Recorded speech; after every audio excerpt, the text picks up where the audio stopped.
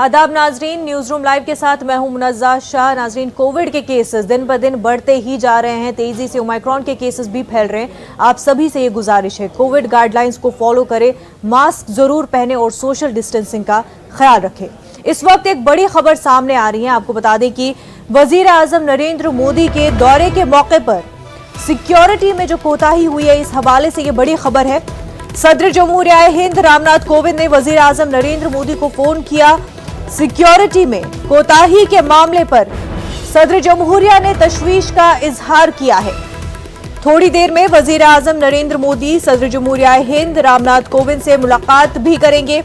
सदर जमहूरिया को हालात से वाकिफ कराएंगे। तो बड़ी खबर इस वक्त की आपको बता रहे हैं, वजीर आजम के दौरे के मौके पर जिस तरह से सिक्योरिटी में कोताही हुई, इस हवाले से ये बड़ी खबर है। सदर जमहूरिया हिंद रामनाथ कोविंद ने वजीर आजम से फोन पर बात की। हमारे नुमाइंदे अनूप गुप्ता इस वक्त हमारे साथ जुड़ चुके हैं। अनूप, सदर जमहूरिया हिंद ने तशवीश का इजहार किया है जिस तरह से वजीर आजम की सिक्योरिटी के हवाले से कोताही हुई है। बिल्कुल, देखिए जिस तरीके की घटना कल घटी और प्रधानमंत्री नरेंद्र मोदी की सुरक्षा में, अब तक आवाज पहुंच पा रही है? देखिए प्रधानमंत्री नरेंद्र मोदी की सुरक्षा में जी प्रधानमंत्री नरेंद्र मोदी की सुरक्षा में जिस तरह चूक का मसला कल सामने आया है, उसको लेकर आज राष्ट्रपति ने भी अपनी चिंता जाहिर की है। और उसके बाद प्रधानमंत्री नरेंद्र मोदी थोड़ी ही देर बाद राष्ट्रपति भवन जाएंगे और राष्ट्रपति से मुलाकात करेंगे और पूरी घटना की जानकारी जो है वो राष्ट्रपति को प्रधानमंत्री देंगे कि क्या क्या घटना घटी है। तो अपने आप में काफी महत्वपूर्ण कहा जा सकता है और जो कल घटना घटी है उसकी गंभीरता को समझा जा सकता है। जी बिल्कुल, जिस तरह से सदर जमहूरिया ने फोन पर बात की है वज़ीर आज़म से, और वज़ीर आज़म बात भी करेंगे, मुलाकात भी करेंगे, लेकिन अब इस पूरे मामले को लेकर के जो कोताही बरती गई है उस पर कार्रवाई भी किस तरह से की जा रही है, उस पर किस तरह से जो है होम मिनिस्ट्री आगे कोई स्टेप लेने वाली है?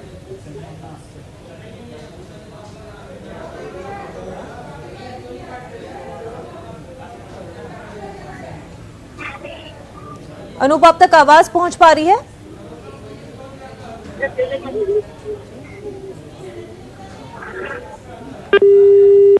हमारे नुमाइंदे अनूप से राब्ता बनाने की कोशिश जरूर करेंगे। तो आपको बता दें कि बड़ी खबर जो इस वक्त की, सदर जमहूरिया हिंद ने वजीर आजम नरेंद्र मोदी से फोन पर बात की।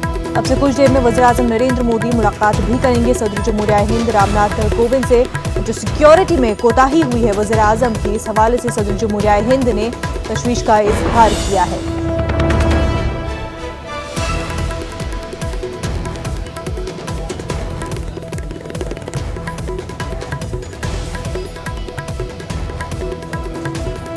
हमारे नुमाइंदे अनूप हमारे साथ जुड़ चुके हैं। अनूप, ये बता दें कि अब जो है इस पूरे मामले को लेकर के कोताही जो हुई है उसको लेकर के क्या कुछ कार्रवाई होगी? देखिए, जहाँ तक कार्रवाई का मसला है, गृह मंत्रालय इस पूरे मसले का संज्ञान उन्होंने लिया है और वहाँ से सारी रिपोर्ट जो है वो ली जा रही है। 3 दिन का वक्त पंजाब सरकार और पंजाब की जो पुलिस है उससे भी ली गई है और वहाँ से भी इसकी पूरी जो रिपोर्ट है वो यहाँ पे पहुंचेगी और उसके बाद ही इस पर आगे किस तरीके के लैप्सेस हुए हैं, किसके वजह से ये लैप्सेस हुए हैं, सिक्योरिटी में चूक हुई है, इन सब मसले पर जो कंक्लूजन है वो उसके बाद ही निकल पाएगा। फिलहाल प्रधानमंत्री नरेंद्र मोदी राष्ट्रपति से मिलेंगे। सुप्रीम पावर है राष्ट्रपति, और वहां पर जाकर के वो पूरी घटनाक्रम की जानकारी देंगे कि आखिर कल जो सुरक्षा में चूक हुई थी उसमें क्या क्या घटनाएं घटी थी। तो ये कह सकते हैं कि आगे किस तरह की कार्रवाई होगी ये तो देखना अभी बाकी है, जब रिपोर्ट सारी आ जाएगी। लेकिन फिलहाल ये कह सकते हैं कि राष्ट्रपति का खुद ब खुद चिंतित होना प्रधानमंत्री को लेकर ये अपने आप में बड़ी बात है, बड़ी चिंता का कह सकते हैं कि सबब है। जी बिल्कुल अनूप, बेहद शुक्रिया आपका।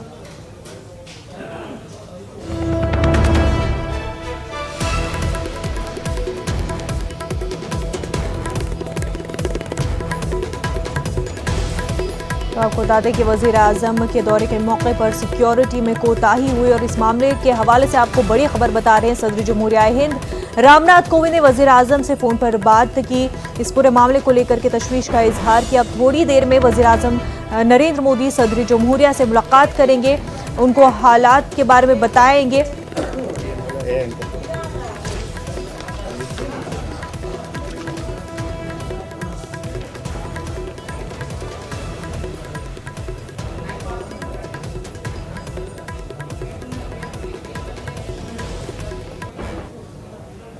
तो जिस तरह से वजीर आजम नरेंद्र मोदी के सिक्योरिटी के हवाले से चूक हुई, कोताही हुई, उस हवाले से सियासी बयानबाजियां भी हो रही हैं। बयानबाजियों के साथ साथ मुख्तलिफ सतहों पर कार्रवाइयां भी हो रही हैं। सिक्योरिटी में चूक का मामला एक जानिब सुप्रीम कोर्ट पहुंच गया तो दूसरी जानिब पंजाब हुकूमत ने जांच कमेटी तश्कील दी है। सीनियर वकील मनिंदर सिंह ने इस मामले में मफाद आमा में अर्जी दाखिल की है। अर्जी गुजार ने इस मामले की जांच का मुतालबा किया है। उधर पंजाब हुकूमत के जरिए तश्कील दी गई आला सतही कमेटी 3 दिनों में अपनी रिपोर्ट सौंपेगी।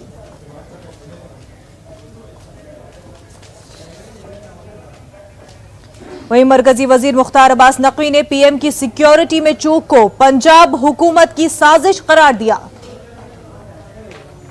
हमारे साथ केंद्रीय मंत्री मुख्तार अब्बास नकवी, उनसे हम बात करते हैं। सर, जिस तरह से प्रधानमंत्री की सुरक्षा में चूक हुई, पंजाब के मुख्यमंत्री का कहना है कि पूरी तरह से सुरक्षा दी गई थी, वो खेद भी जता रहे हैं, लेकिन कहना है कि किसानों पर वो गोली नहीं चला सकते। देखिए, एक बात समझिए आप, जनाधार की कंगाली ने कांग्रेस पार्टी को क्रिमिनल कॉन्स्पिरेसी का मवाली बना दिया है, और जो पार्टी जनाधार की कंगाली से जूझ रही हो और क्रिमिनल कॉन्स्पिरेसी की मवाली की भूमिका में आ गई हो, वो इसी तरह की हरकत करेगी। और अफसोस की बात यह है, इस तरह की अपनी आपराधिक करतूत पर अहंकारी कुतर्क दिए जा रहे हों। इसको कहते हैं कि साजिश और सीनाजोरी। सर, इसके साथ ही साथ यह भी मैं कह रही है, कांग्रेस पार्टी कह रही है या विपक्षी पार्टियों का यह आरोप है कि प्रधानमंत्री खुद नहीं जाना चाहते हैं, रैली में लोग कम थे। मुझे इसीलिए कहा ना कि अपनी आपराधिक करतूत पर कि जिस तरह के अहंकारी कुतर्क दिए जा रहे हों, अरे भाई, यहाँ पर सिक्योरिटी लैब्स का मामला नहीं है, ये एक जानबूझकर की गई एक कॉन्स्पिरेसी और क्रिमिनल कॉन्स्पिरेसी का मामला है। ये आपराधिक, केवल आपराधिक लापरवाही का मामला नहीं है, ये शुद्ध रूप से आपराधिक मानसिकता और साजिश का मामला है। सर, आखिरी सवाल जानना चाहूंगा कि ये कुछ वीडियो भी आ रहे हैं जिसमें पुलिसकर्मी जो हैं वो किसानों के साथ बातचीत कर रहे थे, जो धरने पे दे रहे थे, कैसे देखते हैं सर इसे? देखिए, मुझे लगता है कि जो लोग कहते हैं कि साहब सिक्योरिटी की रिस्पॉन्सिबिलिटी इनकी है, इनकी है, इनकी है, अरे भैया, जहां पर जो है जो लोग सो कॉल्ड कहते हैं कि साहब धरना देने वाले थे या धरना दे रहे थे, ये रिस्पॉन्सिबिलिटी क्या यहाँ के एसपीजी की थी क्या? ये लोकल एडमिनिस्ट्रेशन की थी। देश संघीय ढांचे से चलता है। सबको मालूम है कि जो सुरक्षा की व्यवस्था है, उस सुरक्षा की व्यवस्था में राज्य सरकार की, राज्य एडमिनिस्ट्रेशन की, पुलिस की, प्रशासन की, सेंट्रल गवर्नमेंट की, सबकी बराबर की रिस्पॉन्सिबिलिटी होती है, और उसके बाद आप कुतर्क देते फिर रहे हैं। ठीक है, बहुत धन्यवाद। कैंसन प्रहलाद के साथ विनीत कुमार, न्यूज 18 दिल्ली। वजीर आजम नरेंद्र मोदी की सिक्योरिटी में चूक हुई और इस चूक से तूफान बरपा है। आपको एक वीडियो दिखाते हैं, जो वीडियो अभी वायरल हो रहा है, और इस वीडियो में पंजाब के नायब वजीर आला मोदी जिंदाबाद के नारे लगाते दिखाई दे रहे हैं। वीडियो 5 जनवरी का बताया जा रहा है। ओपी सोनी वजीर आजम नरेंद्र मोदी के प्रोग्राम में शिरकत करने जा रहे थे, लेकिन हाईवे पर बीजेपी कारकुनान ने उनके काफिले को घेर लिया और नारेबाजी शुरू कर दी। पंजाब के नायब वज़ीर आला ओपी सोनी को बीजेपी कारकुनों की आवाज मिलानी पड़ी और किसी तरह उनसे पीछा छुड़ाया।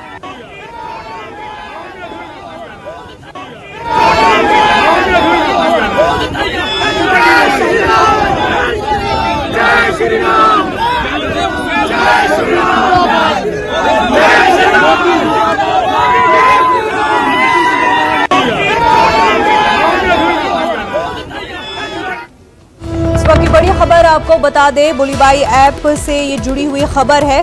दिल्ली पुलिस की बड़ी कार्रवाई हुई है। कलीदी मुलजिम को गिरफ्तार कर लिया गया है। आसाम से कलीदी मुलजिम को गिरफ्तार कर लिया गया है। ये बड़ी खबर बुलीबाई ऐप मामले से जुड़ी हुई है। दिल्ली पुलिस ने बड़ी कार्रवाई अंजाम दी है। कलीदी मुलजिम को आसाम से गिरफ्तार कर लिया गया है। पूरा मामला बुलीबाई ऐप से जुड़ा हुआ, जहां पर मुस्लिम खवातीन को निशाना बनाया जा रहा है। आपको बता दें कि ऐप को ब्लॉक कर दिया गया है, लेकिन मुस्लिम खवातीन की फोटोज जिस तरह से शेयर की गई इस ऐप में, ऑक्शन किया गया, इस हवाले से कार्रवाई हुई। कलीदी मुलजिम को आसाम से गिरफ्तार कर लिया गया है। इससे पहले भी कार्रवाई अंजाम दी गई थी, 2 गिरफ्तारियां हुई थी और अब आसाम से ये गिरफ्तारी हुई है। दिल्ली पुलिस की ये बड़ी कार्रवाई है, कलीदी मुलजिम को गिरफ्तार किया गया है। हमारे नुमाइंदे शंकर आनंद इस वक्त हमारे साथ जुड़ चुके हैं। गोलीबारी ऐप मामले में एक और गिरफ्तारी हुई है। शंकर, दिल्ली पुलिस की स्पेशल सेल ने इस मामले में एक बड़ी कार्रवाई को अंजाम देते हुए नरेश बिश्नोई नाम के एक आरोपी को गिरफ्तार किया है। और स्पेशल सेल की अगर माने तो यही मुख्य आरोपी है जो इस दिल्ली भाई मोबाइल एप्लीकेशन से जुड़े मामले में जो विवाद हुआ था, इस मामले में जो मुख्य आरोपी के तौर पर नरेश बिश्नोई को असम से गिरफ्तार किया गया है। हालांकि असम का जोरहट जो इलाका है वहाँ इसके पिता रहते हैं और इसका जो जन्म तिथि है वो 27/9/2001 का इसलिए मैं जिक्र करना चाह रहा हूँ क्योंकि इसके उम्र का तकाजा लगाया जा सकता है कि बहुत ज्यादा उम्र नहीं है, साल 2001 के उसका जन्म है। और इसकी पढ़ाई की अगर बात करें तो भोपाल से ये सेकंड ईयर का बीटेक का स्टूडेंट है। CSE from Vellore institute of technology जो वेलोर में स्थित भोपाल में स्थित है, वहां से ये पढ़ाई कर रहा था। जो इसके बारे में जानकारी मिली कि बीटेक का स्टूडेंट होने के बावजूद इस तरह के मामले को अंजाम दे रहा था। और इस मामले में दिल्ली पुलिस की जो IFSO यूनिट है, यानी कि intelligence fusion and strategic operation unit है, उसके द्वारा इस मामले में कार्रवाई की गई और इस मुख्य आरोपी को गिरफ्तार कर लिया गया है।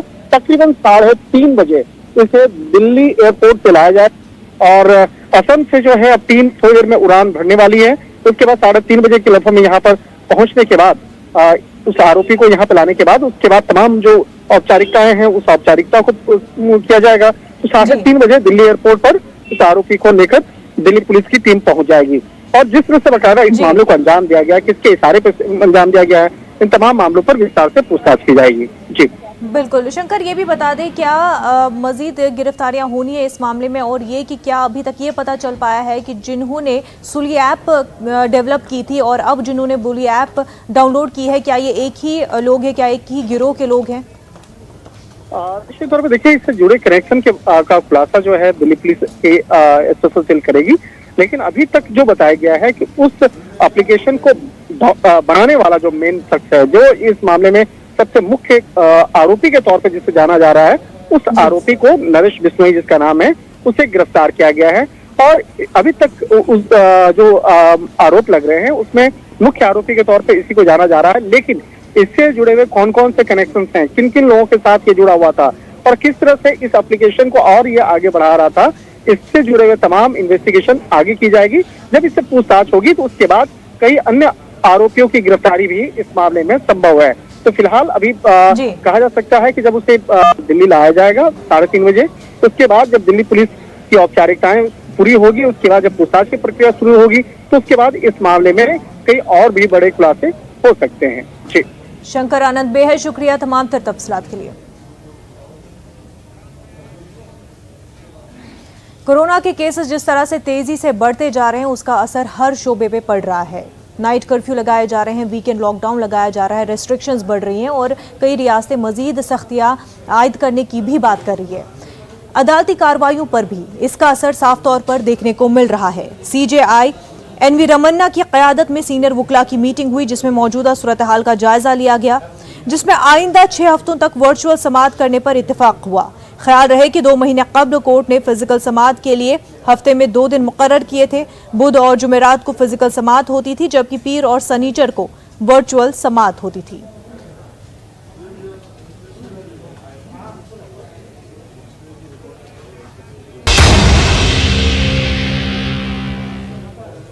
ब्रेक के बाद आपका खैर मकदम है। श्रीनगर एयरपोर्ट से आपको बता दें कि परवाजें बहाल हो रही हैं, मौसम में बेहतरी आई है और इस वजह से परवाजें बहाल हो रही है। जम्मू कश्मीर एयरपोर्ट अथॉरिटी ने कहा कि मौसम में बेहतरी आई, हम फजाई खिदमात बहाल कर रहे हैं। वाज़ेह है कि श्रीनगर एयरपोर्ट पर विजिबिलिटी कम होने की वजह से तमाम परवाजें ताखीर से चल रही हैं। वादी में बर्फबारी होने के बाद गुज़िश्ता 2 रोज से श्रीनगर एयरपोर्ट हर परवाजें मुतासिर हो रही हैं। कल भी एयरपोर्ट पर 37 परवाजें मनसूख हुई थी, ताहम 5 परवाजों ने उड़ान भरी जबकि 5 परवाजें एयरपोर्ट पर लैंड हुई थी।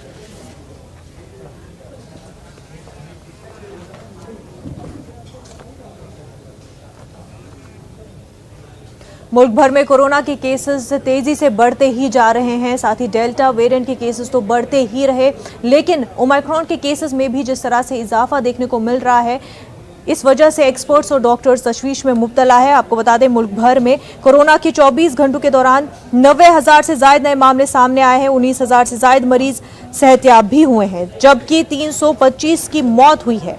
मुल्क भर में 2,85,000 एक्टिव केसेस हैं, जबकि 148.67 करोड़ लोगों को कोरोना का टीका दिया जा चुका है और 6% इजाफे के साथ मुल्क में कोरोना फैल रहा है।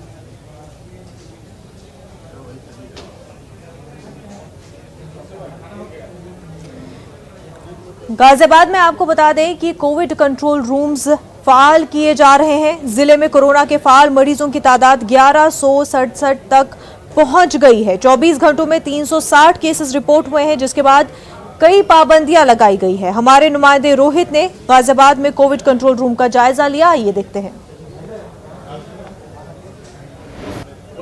एक बार तीसरी लहर ने फिर दस्तक दे दी है। अगर हम सक्रिय मरीजों की संख्या की बात करें तो 1167 है। इस समय हम कोविड कंट्रोल सेंटर के बाहर मौजूद हैं। फिर से एक बार लोगों की जो कॉल करने की संख्या है वह बढ़ गई है और लोग सलाह मशवरा पूछते हैं कि किस तरह कोविड के बारे में जानकारी प्राप्त की जाए। तस्वीरों में आप देख सकते हैं कि यहाँ पर जो medical counselling and facility allotment wing बनी हुई है, उधर प्राइवेट हॉस्पिटल के लिए है और इधर सरकारी के लिए। तो लोगों के फोन आने लगे हैं और जानकारियां प्राप्त करने लगे हैं किस तरह से कोविड के दिशा निर्देशों का पालन किया जा सके। हम बात करते हैं गाजियाबाद के सीएमओ भवतोष शंकर जी हैं। सर, इस समय बात करना चाहते हैं कोविड कंट्रोल को किस तरह संचालित किया जा रहा है और कितने सक्रिय मरीज इस समय गाजियाबाद में?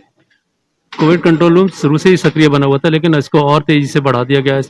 इसमें लोगों की संख्या बढ़ा दी गई है क्योंकि केसेस की संख्या बढ़ने लगी है और ये 24 घंटे कोविड कमांड सेंटर कार्य कर रहा है। इसको डॉक्टर सुनील त्यागी जी और एडीएम साहब दोनों लोग देखते हैं तथा 3 पालियों में 24 घंटे कार्यरत है। देखा जाता है कि कहीं जगह कोविड का पालन नहीं किया जाता है, तो किस तरह आप उन्हें सुझाव दे सकते हैं कि आप कोविड का पालन कीजिए? मैं आपके माध्यम से सभी जनता से निवेदन करना चाहूंगा कि कोविड प्रोटोकॉल का पालन करें, अपना सोशल डिस्टेंसिंग रखें, मास्क को लगाएं, हैंड सैनिटाइज करें, जितनी बार दिन में हो सकता है अधिक से अधिक करते रहिए तथा जिन लोगों ने दूसरी खुराक नहीं ली है वैक्सीन की, तो दूसरी खुराक लें। अब तो भारत सरकार और उत्तर प्रदेश सरकार द्वारा 15 साल से ऊपर के बच्चों को भी वैक्सीन लग रही है, तो सभी बच्चों से, सभी बड़ों से मेरा निवेदन है जिन्होंने दूसरी डोज नहीं ली है वो दूसरी डोज लेना सुनिश्चित करें। सीएमओ भवतोष शंकर थे जानकारी दे रहे थे कि कोविड जो है उसकी सतर्कता बरतनी बहुत जरूरी है। अगर हम बात करें, जब आंकड़ा 1000 के पार हो गया है, 1167 पहुंच गया है, तो कहीं ना कहीं जो मानक क्षमता होती है वह 50% कर दी गई है। जैसे gym, swimming pool, restaurant, food point, सब पर मानक क्षमता घटा दी गई है और एक बार फिर से कोविड कंट्रोल रूम सक्रिय हो गया है। रोहित सिंह, न्यूज 18 गाजियाबाद। पूरे मुल्क के साथ साथ महाराष्ट्र में कोरोना के केसेस में तेजी से इजाफा हो रहा है। वहीं अकोला में अचानक कोरोना केसेस में इजाफा देखने को मिल रहा है। क्या कुछ एहतियात इंतजामिया बरत रही है, जायजा लिया हमारे नुमाइंदे रिजवान खान ने।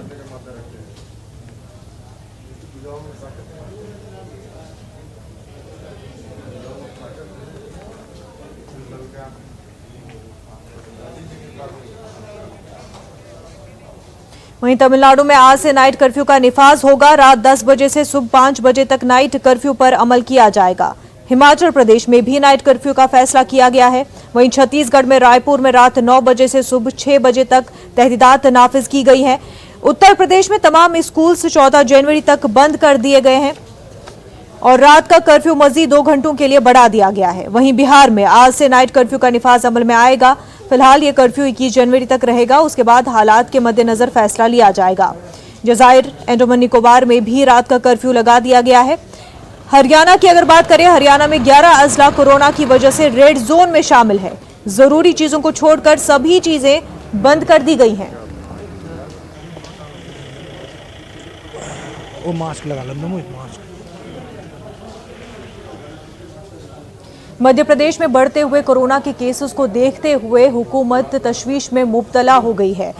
सरकारी इदारों और डॉक्टरों के कोरोना से मुतासर होने के बाद हुकूमत की तशवीश में और भी इजाफा हो गया है। राजधानी भोपाल के एम्स, हमीदिया अस्पताल और IISER के 10 से ज्यादा डॉक्टर अब तक कोरोना से मुतासर हो चुके हैं। वहीं पिछले 24 घंटों में मध्य प्रदेश में कोरोना के 594 नए मरीज सामने आने के बाद हुकूमत ने बाजार और मेलों पर जहां पूरी तरह से पाबंदी आयद कर दी है, वहीं शादी तकरीब में लोगों की तादाद को 250 कर दिया है, जबकि आखिरी रसूमात और तदफीन में 50 लोगों के ही शामिल होने की इजाजत है। कोरोना के बढ़ते मामलों में इंदौर, भोपाल, ग्वालियर, जबलपुर और उज्जैन में सूरत हाल पेचीदा होती जा रही है। हुकूमत की जानिब से कोरोना के बढ़ते मामलों को लेकर जहां आज फिर क्राइसिस मैनेजमेंट कमेटी की मीटिंग बुलाई गई है, वहीं कांग्रेस ने हुकूमत के इंतजामात को नाकाफी बताते हुए सख्त तनकीद का निशाना बनाया है। सरकार बड़ी बड़ी बातें करते हैं। कोविड को लेकर मध्य प्रदेश की सरकार ने हमेशा बड़े बड़े सब्जबाग दिखाए और पिछले रिजल्ट ये बताते हैं कि इन पापियों से दोषी कोई नहीं है। इतने लोगों की हत्या करने वाला अगर कोई है तो ये सरकार है। मध्य प्रदेश में जो तड़प तड़प के लोग मर गए, इलाज में लुट गए, उसके लिए कोई दोषी है तो शिवराज सिंह चौहान है। आप देखो मध्य प्रदेश में नाइट कर्फ्यू के अलावा क्या डिसीजन लिया सरकार ने? जब बढ़ जाएगा तब लेगी। हमारे भोपाल में एक हफ्ते में कोरोना वायरस 1800% बढ़ गए, 1800% एक हफ्ते में। ये अभी नया वेरिएंट आया इसका। नहीं, उसकी समीक्षा करेंगे। देखिए, ये बात सही है कि कोरोना के केस पूरे देश में तेजी से बढ़ रहे हैं, हमारे यहाँ भी धीरे धीरे बढ़ रहे हैं, और इसलिए हमारी जो तैयारियां हैं उस पर चर्चा करेंगे और क्राइसिस मैनेजमेंट कमेटियां एक्टिवली काम करें, इसकी पूरी आपको बता दें, हिंदुस्तान को अंग्रेजों से आजाद कराने के लिए हिंदू हो चाहे मुसलमान, सबने मिलकर जद्दोजहद की। वहीं कानपुर से मुल्क की आजादी के लिए अंग्रेजों से लड़ने वालों के लिए कई मुस्लिम मुजाहिदीन शामिल रहे, जिनके नामों और कारनामों से आज की नौजवान नस्ल वाकिफ नहीं है।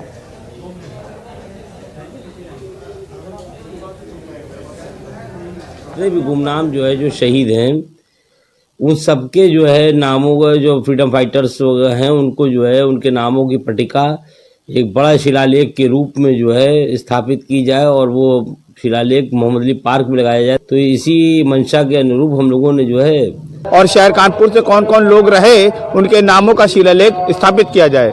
उसी श्रृंखला में हाजी सुहेल अहमद साहब की काविशों से नगर निगम ने यह प्रस्ताव पास किया है। ये काबिल सताइश है, काबिल मुबारकबाद है सुहेल अहमद साहब। जंगे आज़ादी में शहीद हुए कानपुर के ऐसे मुसलमान जो आज नौजवानों में कहीं गुम हो गए हैं, जिनके नाम तक लोगों को नहीं मालूम है, उन्हें याद कराने के लिए कानपुर में डिप्टी मेयर रह चुके मोहम्मद सुहेल ने अब एक नया प्रस्ताव पास कराया है। कानपुर नगर निगम अब यहाँ पर मोहम्मद अली पार्क, जो कानपुर जहाँ मैं मौजूद हूँ, आप देख सकते हैं, इस पार्क में पत्थर लगाया जाएगा, जहाँ पर उन पत्थरों पर ये नाम लिखे होंगे जो कानपुर की धरती पर जन्मे थे और जंगे आज़ादी में उनका अहम किरदार था। ऐसे लोगों के नाम यहाँ पर लिखे जाएंगे ताकि लोग उन्हें याद कर सकें जिन लोगों को भूल गए हैं। कानपुर से संदीप सविता, न्यूज़ 18 उर्दू।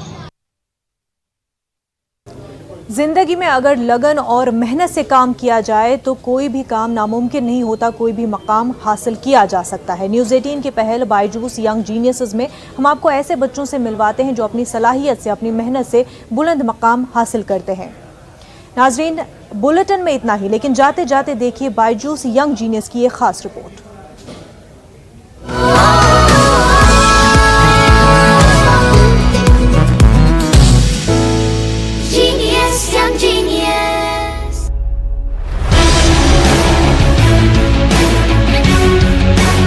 क्या कोई 13 साल का बच्चा घोड़ों को अपने इशारों पर नचा सकता है? जी हां, उस बच्चे का नाम है अर्जुन सिंह। अर्जुन को 4 साल की उम्र से ही हॉर्स राइडिंग में महारत हासिल है। अर्जुन का ताल्लुक सैन्य परिवार से है। उनके दादा और चाचा अच्छे घुड़सवार रहे हैं और वही उनकी प्रेरणा भी हैं। So when I was like 3 or 4 years old, I used to see my elder brother ride, and from that day on, like I decided to ride horses because it was natural. It just came naturally because I used to see people ride horses and the senior riders, my parents. Arjun को कई राष्ट्रीय और अंतर्राष्ट्रीय स्तर के coach से training मिली है। पिछले 8 साल में कोई दिन ऐसा नहीं रहा जब उन्होंने प्रैक्टिस में पसीना ना बहाया हो। अभ्यास और कंपटीशन के लिए घोड़े देकर सेना अर्जुन की मदद कर रही है। Army has been, supportive throughout. They promote the sport, so they also give the budding riders. They give them a few horses to ride. So Arjun could perform on those horses. The army horses is something which is which has given me a big this thing, and he is able to ride them well and win competitions.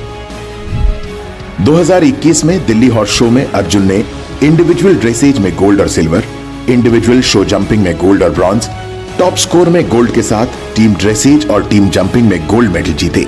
इसके साथ ही उनके नाम कई मशहूर खिताब हैं। सुनहरे भविष्य के लिए अर्जुन को शुभकामनाएं।